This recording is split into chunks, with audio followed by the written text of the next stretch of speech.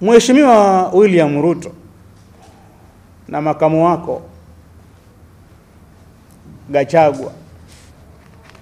Domokaya, ambayo utamka kila neno bila kupima,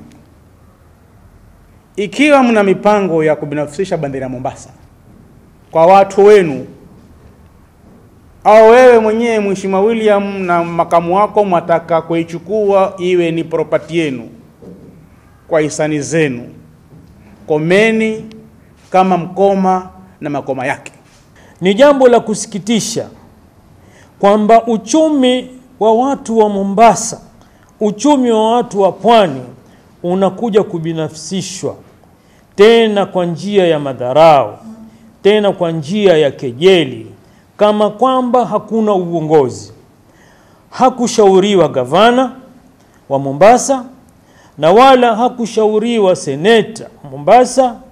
na wala hakushauriwa bunge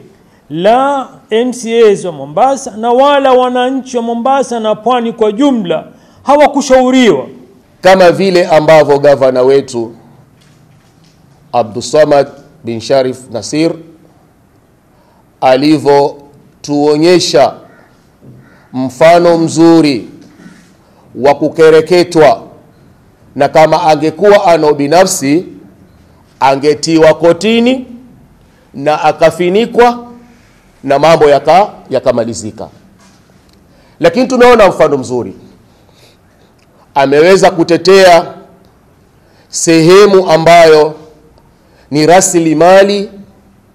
ya wanapwani,